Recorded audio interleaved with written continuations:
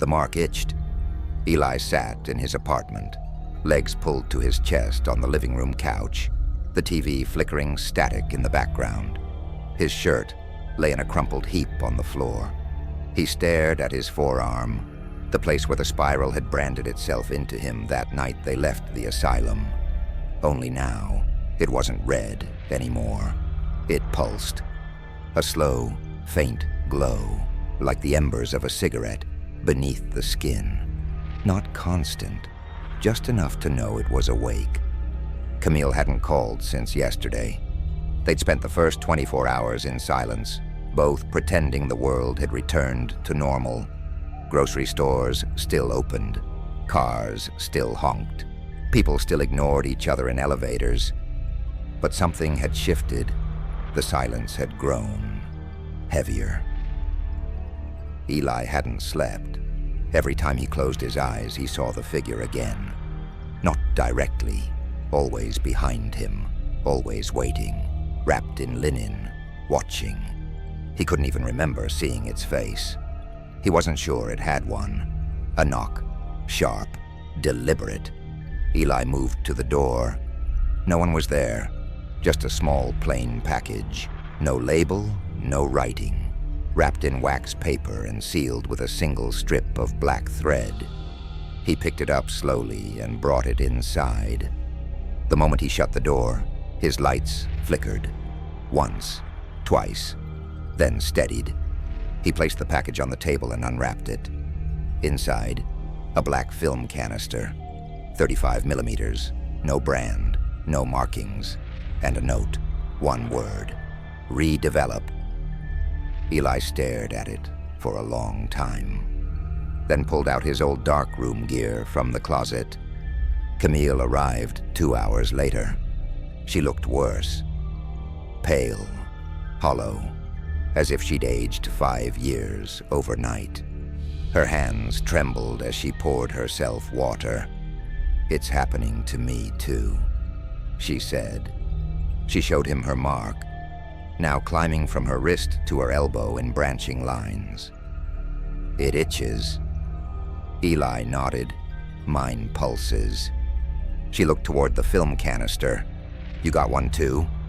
He nodded. "Yeah." She walked to the window and looked out into the street. "You ever feel like something followed us out?" she asked. Eli didn't answer, because the truth was, it hadn't followed them out. It had never been left behind. In the bathroom mirror, his reflection blinked half a second out of sync. He noticed it that morning. At first he chalked it up to exhaustion, PTSD, something rational. But now, he wasn't so sure. His reflection smiled once, when he wasn't. He hadn't looked into it since. Now when brushing his teeth, he turned off the lights. They developed the film together, in silence. Eli loaded the strip onto the spool. Camille poured the solution. The clock ticked, ticked, ticked. He pulled the strip free and hung it on the wire. Camille turned on the red light. What emerged were 12 images. The first showed a hallway, familiar, the West Wing, pre-renovation. The next, the elevator doors, closed. Third, open, empty inside. Fourth, Eli and Camille entering. Fifth, the inside of the elevator, and a third figure standing in the back, barely visible in the corner. Sixth, same frame, but now the figure was right behind them. Seventh, only the figure. The remaining 5 frames were blank, not overexposed, just black, devouring black. Camille stepped back. "That was from the night we left." Eli nodded. "That figure. I never saw it," she said. "Not once, not even in the mirrors." Eli pointed to the spiral-shaped mark on his arm. "It's showing us something, or making us see." Camille turned to him. "There's more under the building. We only saw one tunnel. But the floor plans I pulled last year, they hinted at a theta wing, never listed officially, just referenced in a supply requisition. He blinked. Why didn't you say anything? I didn't think it existed. Do you now? She didn't respond. That night the dreams returned. But they weren't dreams. Not really. He saw himself, wearing his own face, but not in his body. He was watching from somewhere else, floating, stuck, and he was smiling, not cruel, not happy, just wrong. A smile built from memory and decay. Then he heard a voice. The mark is not a scar, it's a door. Eli woke, gasping, shirt soaked in sweat. He looked at the spiral on his arm. It had moved, shifted upward, slightly, but unmistakably, as if crawling. In the distance, the sun rose. Outside his window, the world resumed. Birds chirped, engines roared, phones buzzed. But beneath all that, beneath the hum of electricity and breath and life, Eli heard it, just for a second. A whisper. Come back. The return was quieter than Eli expected. No thunder, no storm, no signs. Just tires crunching over gravel as they parked on the edge of the forest trail that led to Black Hollow. The trees still leaned in the same way, as if whispering secrets only the dead could understand. Camille stepped out of the van first. She was quiet, her hood drawn over her head, her coat heavier than needed. The air didn't feel right. It wasn't just cold. It was dense, like something had settled in the soil. They didn't speak as they approached the old gate. This time, it opened on its own. They moved quickly through the western corridors. Their steps knew the pattern now. Turn here, avoid that corner, ignore the hallway that leads nowhere but loops. The asylum didn't resist them. It simply watched. Eli felt it in his spine, like breathing down his neck. But it wasn't the same presence as before. This one was deeper, below. Camille led the way using her folded map, the one copied from city archives. A faint note, scrawled in a janitor's handwriting, was circled near the boiler room. Theta, follow red pipe, behind lockers. The hallway narrowed the farther they went. Soon, only one emergency light flickered overhead, casting long shadows that moved when they didn't. They reached the boiler room. Inside, rusted tanks stood silent. One red pipe extended along the ceiling, partially hidden behind an old row of steel lockers that had toppled over years ago. Camille brushed her fingers across the wall. Here. They both pushed. The metal creaked, then gave. A section of the wall popped inward like a hatch.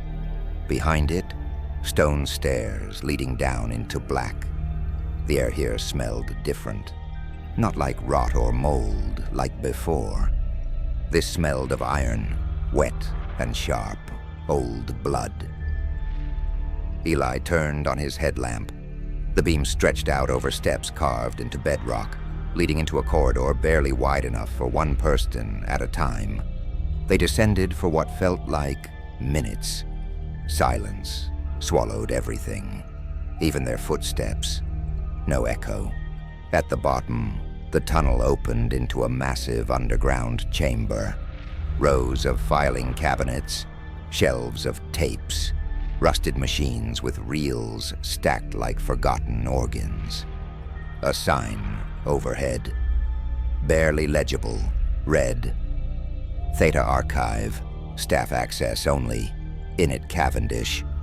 Camille whispered, this wasn't a hospital wing. Eli walked forward, brushing dust off one of the metal drawers. Inside were folders labeled not with patient numbers, but with symbols, Circles, spirals, intersecting triangles. He pulled one at random. Subject, sigil resonance test, Group B. Notes, subjects exposed to glyph 12C reported time distortion, mirror disruption, and shared hallucinations. Case 4, B, Heart C, presented anticipatory cognition, reassigned for further observation. He read it again. Heart C. He looked up. Camille had gone pale. That's my name. She backed away from the shelf. How could they? Eli opened another drawer. This one contained photographs. He held up the first image. It was of him, in the hallway, now wearing the same jacket, holding this folder, taken from the ceiling, above them. They both froze. Camille stepped to the side. Above them, in the shadows of the ceiling struts, an old mounted camera pointed downward. No wires, no power, and yet the lens glowed faint red. Eli dropped the photo. Something rustled in the far end of the archive room. Camille raised her flashlight. The light swept over dozens of shelves, then stopped. A figure, standing still at the far end, wrapped in stained hospital linens, face entirely hidden, arms limp, not moving. Eli whispered, "That's him." The flashlight flickered. The figure vanished. They ran, twisting back through the corridor. But it wasn't the same anymore. They passed shelves that shouldn't be there. Cabinets shifted their positions. The walls closed tighter. At one point, Camille turned and screamed. Her flashlight flicked upward and caught something on the ceiling. Dozens of faces, mouths open, eyes empty, pressed against the stone as if reaching out from within. The light snapped off. When it returned, they were gone. At the far end of the archive, they found a door, small, metal, a keypad beside it, but there was no power. Eli raised his hand to knock, hesitated. Camille stepped forward instead and pressed her marked forearm against the door. The spiral glowed faintly. The door hissed and opened. Inside, a narrow hallway, tiled in white. Faint humming echoed through the walls. Overhead recessed lights blinked to life one by one. Camille looked at him. "They built something down here," she whispered. "Something the asylum wasn't supposed to have." Eli stepped through. Behind them, the door shut quietly, like it was welcoming them home. The hum deepened the farther they went. The corridor narrowed again, bare white tile underfoot, buzzing fluorescent strips overhead. It felt newer, too clean, too deliberate, as if someone had built this long after the asylum closed and kept maintaining it. Eli touched the wall. It was warm, not like steam heat or electricity. It was the warmth of skin. At the far end of the hallway, the floor split in two directions. The left hallway curved gently into darkness. The right led to a windowless observation room lined with black monitors and dusty switches. A single, thick-backed chair faced the center console. Camille stepped in and wiped her sleeve across one of the screens. It blinked to life. Static. Then a frozen image. A hospital hallway. Their hospital hallway. Same lighting, same angle, same time. The timestamp read, "Now." And at the end of the hallway stood a figure, perfectly still, barely visible in the static, wrapped in linens, facing away from the camera. Camille swallowed. "I've seen it before." Eli turned. "Where?" She tapped the mark on her arm. "Every time it pulses, I see flashes. In my mind, in mirrors, in reflections, and not just once or twice, every time I close my eyes. Eli stepped toward one of the side monitors. The screen lit up automatically. This one showed the archive room from earlier. The camera panned by itself. Slow, methodical, it stopped on a cabinet and stayed there. Eli leaned in. "What's in there?" The cabinet began to shake, on screen. Only on screen. In real life, the cabinet didn't move. The shaking grew worse. The screen cracked. They both stepped back as a harsh, static shriek filled the room. Then silence. The monitor turned off. So did the lights. A whisper filled the room. Not from a speaker, from behind them. Camille turned slowly. No one was there. But in the glass of the monitor's broken reflection, the linen-wrapped figure stood inches from them. Still, motionless, face unseen. Camille gasped, but when she turned, nothing. The room was empty again. They left quickly, taking the left hallway. It led downward, always downward. The hum returned, stronger now, layered with faint mechanical rhythms, like breathing machines or restrained movement. The corridor opened into a small holding room with faded glass dividers and 2 gurneys, both long abandoned. A clipboard lay on the ground beneath one. Eli picked it up. Subject D, Conversation Transcript 3. Interviewer, Dr. Cavendish. Date, unknown. Cavendish, what do you see when you close your eyes? Subject D, I see you. Cavendish, me? Subject D, not you now. You then. You after. Cavendish, what do you mean? Subject D, you become me. Eli handed the clipboard to Camille. Her eyes scanned it, then dropped to her hands. They wrote about us, she said. They knew we'd come. Eli stepped away, rubbing his temple. The whispering started again. This time, it wasn't faint. It was directional. Eli heard it in his left ear first, then his right. Words, maybe. Syllables. But impossible to make out, like another language slowed down and filtered through static. Then one word came through. Turn. Eli turned. A mirror hung from the far wall. He hadn't noticed it before. Camille didn't move. She stood stiffly, staring into it.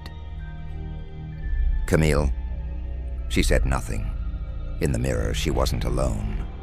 A second version of her stood behind her reflection, taller, hollow-eyed, grinning, and then it moved. The real Camille stepped back, blinking hard. Her nose had begun to bleed. They found a doorway tucked behind the partition.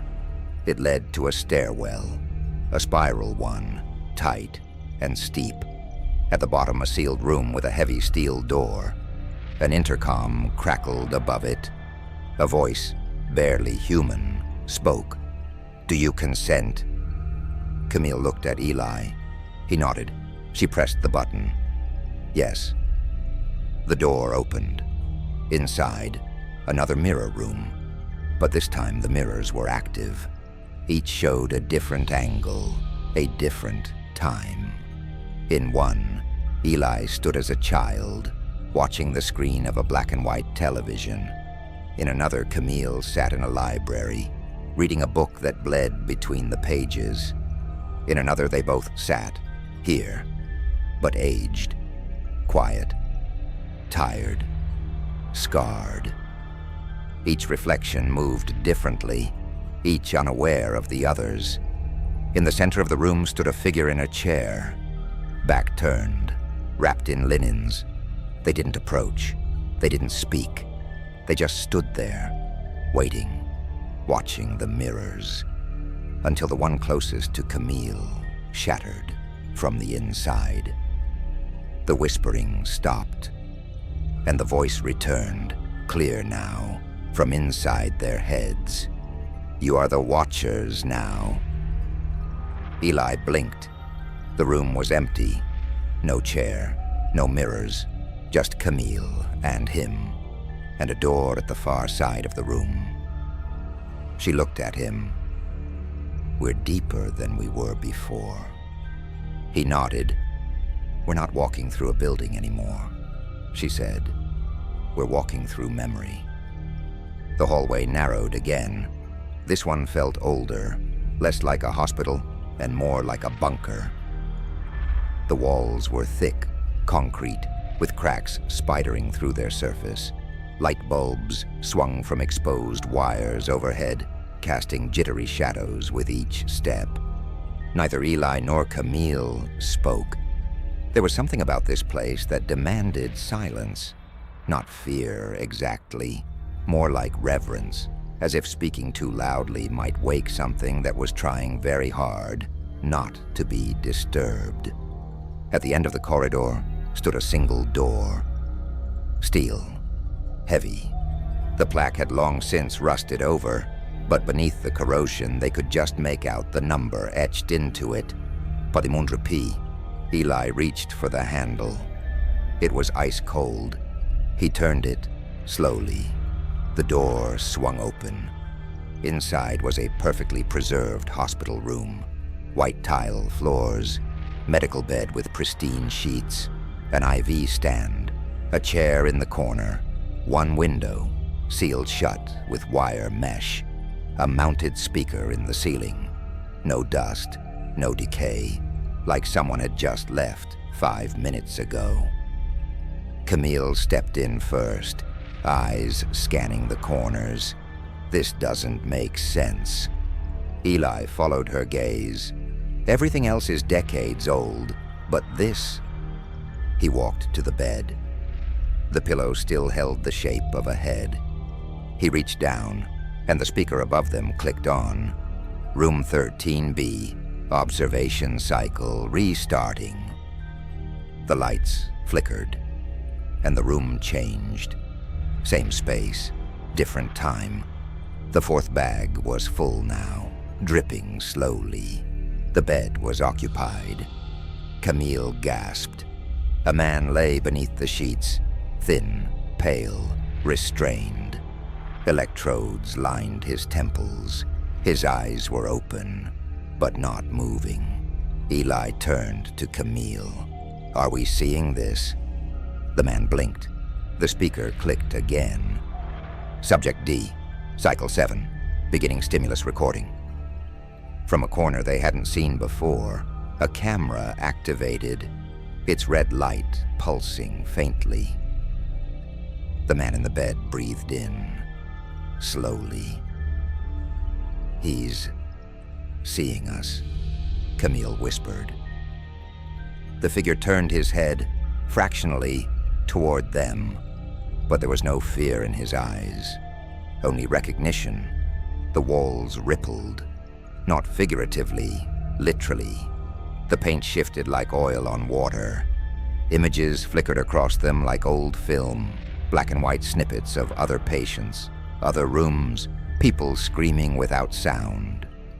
And then, Cavendish, younger, healthier. Standing in the corner of the room, clipboard in hand, speaking into a microphone.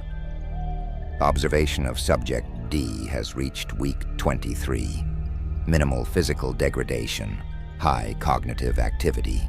Speech has ceased, but messages appear to be shared through mirror interactions and recorded playback. My own reflection has begun reacting independently. I have discontinued shaving. Camille let out a low breath. That's the real Cavendish. Eli moved toward the wall. The footage continued playing across the surface like a projected memory. Suddenly the lights cut out. Total darkness. Eli couldn't even see his own hands. The sound of breathing returned. heavy, labored, not theirs. The voice spoke again, but this time not from the speaker. It came from all around them. I remember this room. I remember what you did here. Eli reached for Camille. Stay close. He found her hand, cold, trembling. The voice whispered directly into their ears. You watched me sleep. You watched me scream. Now, I watch you. A light snapped back on. Just one. Over the chair in the corner, and in it, Cavendish, but aged. Eyes sunken, mouth sewn shut, fingers folded in his lap. He didn't move, he didn't breathe, but his eyes were wide open, watching. Eli backed toward the door. Camille followed, never taking her eyes off the figure. Then, cycle complete, the speaker announced. The room blinked and returned to empty. No Cavendish, no patient. Just a chair, a bed, a single clipboard on the floor. Camille picked it up. They think watching is passive, but it's not. Watching is a choice. Watching invites memory, and memory rewrites. Eli read it, then looked up at the camera. The red light was still blinking. They exited room 13B slowly. Back in the hallway, things felt off. There were more doors now. None of them had handles. Some had faint outlines drawn in chalk, symbols similar to the ones they'd seen in the archive. Spirals, triangles, eyes with slashes through them. Camille pointed to one in particular, a double circle with a crescent underneath. I've seen this in my dreams, she said. Eli didn't question it. They kept walking. Further ahead, they found another stairwell. This one wasn't carved into stone.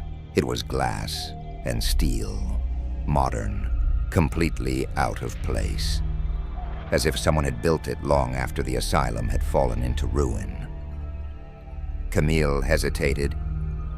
If we go down again. Eli nodded. We don't come back the same. They descended anyway. At the bottom was a wide stone hall. Torches, real ones, burned in holders along the wall. The scent of smoke and earth filled the air. There were no more signs, no more warnings. Just one last plaque above an open passageway. The feeding ground. Eli whispered, "This isn't a hospital anymore." Camille looked ahead, eyes unreadable. It's something else. They stepped inside. The hallway sealed behind them. The torches burned with a flame too still. They didn't flicker, didn't sway. The fire simply stood upright, contained and quiet, like it knew it wasn't supposed to behave naturally down here. Camille ran her fingers along the wall. The texture felt like stone, but pulsed faintly, like muscle beneath skin. "Why are there torches?" Eli whispered. She didn't answer. They moved forward in silence, their footsteps muted by the damp air. The corridor opened into a domed chamber, lined with concentric rings of hallways, each one carved deeper into the earth. At the center, surrounded by a shallow pit of black water, stood a stone slab. And on the slab lay a recording device. Old, reel to reel, still running. No electricity, no wires, just running. Camille stepped forward. Eli reached to stop her. "Wait." Too late. She picked up the recorder. The reels stopped instantly. A voice, her voice, began playing back. We went too far this time. They weren't studying madness. They were feeding it. Camille dropped the recorder. It didn't break. It just started spinning again. This time, Eli's voice played. "Don't let her go into the lower wing." "I was wrong. She's not coming back." They both stared. Neither of them had ever said those words. Not yet. A ripple moved across the water. Like something had exhaled, Eli stepped to the edge and peered in. Beneath the surface, faint lights moved, like eyes, watching, waiting. Camille backed away. "I don't want to be here." He turned. Behind them, the torches had gone out, one by one. Then a sound echoed through the chamber, a wet, dragging sound. Something approaching, but nothing came through the entrance. It came from above. They looked up. Something clung to the ceiling. Long limbs, twisted spine, wrapped in rotting cloth. Its mouth was sewn shut, but it was screaming through the thread. The scream wasn't audible. It was inside their skulls. Camille fell to her knees, hands over her ears. Eli staggered back and tripped into the black water. It swallowed him whole. Darkness enveloped him instantly. No up, no down, no breath. Just pressure, weight, and a whisper that filled every nerve. "You're not the visitor. You're the vessel." He screamed, but no sound came out. Something gripped his wrist, cold and smooth. He kicked, fought, tore himself free. Light burst around him. He surfaced, gasping, thrashing at the edge of the pit. Camille pulled him out. They ran, didn't speak, didn't stop. The chamber shifted as they fled, walls rotating behind them, corridors looping back onto themselves.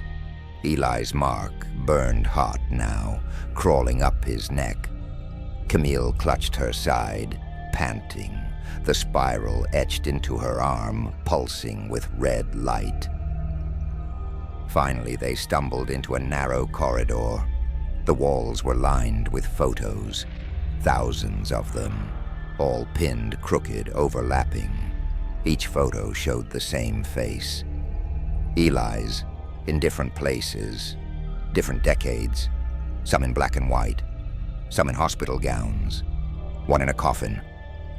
He stepped forward, hand trembling. Each photo had a tag, a number, and a date. The earliest one, Subject 0D, April 2nd, 1896. Camille whispered, "That's your birthday." Eli shook his head. "That's not possible." She touched his shoulder. "You've been here before. Number I couldn't have." The lights went out again. This time, they didn't come back. The corridor filled with voices, screaming, weeping, laughing, all in Eli's voice. And then, one line, spoken in perfect, mirrored harmony. "He doesn't remember because he never left." A door opened behind them. Bright white light spilled into the hallway. No source, just invitation. Camille stepped toward it. Eli tried to follow, but something held him back. A force, not physical, but familial. He looked to Camille. She turned, face pale, eyes wide. "You need to see the journal," she said. "It's in the core." Then she vanished into the light. The door sealed behind her. Eli stood alone in the corridor of faces. Every photo had begun changing. Now they showed him staring back, not scared, not surprised, just resigned. He turned. The hallway was gone. Only a spiral remained on the floor, glowing faintly. It pulsed once, twice, then opened like a mouth. Eli fell, not downward, but inward. The spiral beneath him pulled like gravity, but the sensation wasn't physical. It was cognitive, as though something had grabbed his thoughts and was dragging them back through his own memory. Images flickered past. Camille smiling, A hallway lit by candles. A man in a mirror whispering his name. All out of order, all overlapping. He blinked and landed, hard. He lay in a stone chamber, lit by flickering bulbs bolted to iron pipes overhead. The air smelled of mildew and ink. A desk stood near the far wall, covered in worn pages, coils of wire, and a cracked lamp. He stood slowly, the mark on his arm glowing with a faint bluish hue now. No longer red. It didn't burn. It ached. There was only one door in the room. Eli walked to it and opened it slowly. Inside was a library, not the kind with shelves and cards. This library was carved into the walls, journals stuffed into cracks, diagrams painted onto stone. Symbols glowed faintly in the low light, pulsing like coals. On one wall, a massive mural had been etched by hand, a spiral. At its center, a human figure, crouched, screaming upward. Above it, the word vessel in black paint. Eli turned to the center of the room. A pedestal stood there. On it, a thick black journal. The cover was rough, made of stitched fabric, too organic. One word was burned into it. Subject D. He approached slowly. The mark on his arm pulsed faster the closer he came. He reached out and opened it. The first page was handwritten. I am not the first Eli Maddox, but I am the last. Eli stared at the words. They were in his handwriting. He turned the page. The entry began like a journal. They've always chosen someone, not to cure, but to hold. The madness needs a name, a face, a history, and I gave it mine. Cavendish thought I was unstable, thought I needed observation, but it wasn't me he was watching. It was the thing inside me. I became its mouth, its eyes, its memory. And now, so will you. Eli's breath caught in his throat. He flipped to the next page. A detailed diagram of the asylum sprawled across it, but mirrored. Rooms were marked not with numbers, but with initials, CHEMDCSD. Each line intersected in the central chamber, where Eli now stood. Another entry. Each iteration gets closer, more aligned. The mirrors sink, the echoes tighten, the scar opens. This time, it chose well. You knew when you looked into your own eyes that something wasn't reflecting properly. It wasn't you. It was me. It's always been me. The pages began to bleed. Ink dripped from the corners. Eli stepped back, but the journal kept flipping on its own. Each page now contained a full transcript of everything Eli had done. Conversations with Camille, descriptions of rooms, dreams he hadn't told anyone about. He reached the final page. It was blank, and then one line appeared. He'll take my name. I'll wear his. Behind him, a voice spoke, his own. It's easier than you think. Let go. It only hurts the first time. Eli turned. Standing in the doorway was himself, but older, grayer. The mark now covered his entire neck and part of his face, and he was smiling. Who are you? Eli asked. The older version shrugged. I'm what happens after you understand. He stepped forward. Eli stepped back. You're not real. I wasn't, but you made me. The older Eli reached into his pocket and pulled out a mirror shard. He held it up. The reflection showed Camille, but behind her stood the figure in linen, holding her shoulder. She's not out, the man said. You didn't save her. You led her in. Eli shook his head. No. You brought her here.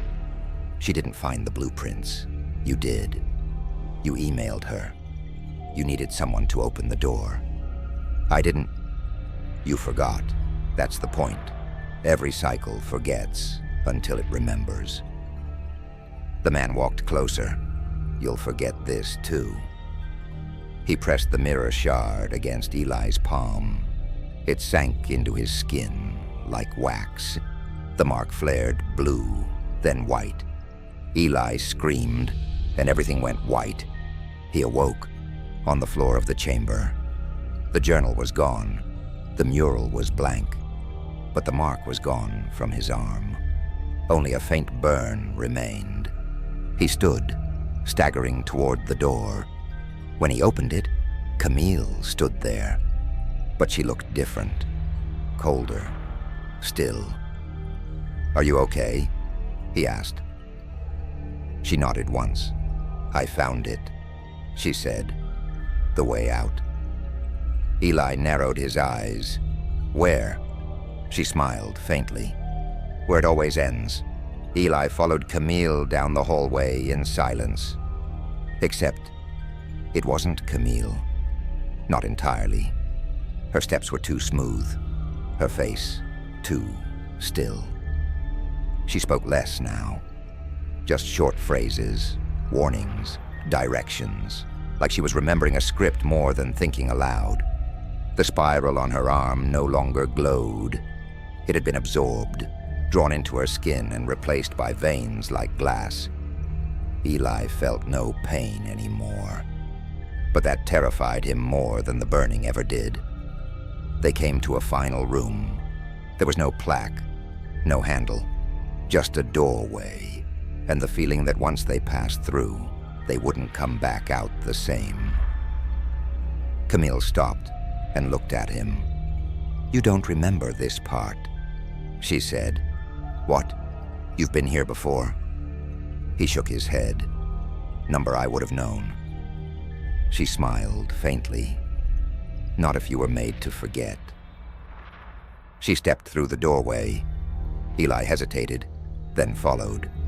Inside, a small white room, spotless, like a gallery space. In the center sat a single chair, and on the far wall, 10 televisions stacked in a pyramid. Each screen showed Eli, different versions of him. In one, he stood at a mirror, staring blankly. In another, he ran through an endless hallway. In a third, he lay on the floor of room 13B, screaming into a void no one else could see. Camille walked to the center and placed her hand on the chair. "It's not watching you," she said. "It's remembering you." Eli stepped forward. The chair faced the wall of screens. Each screen blinked, then turned to static. Then slowly, each one showed a different Camille.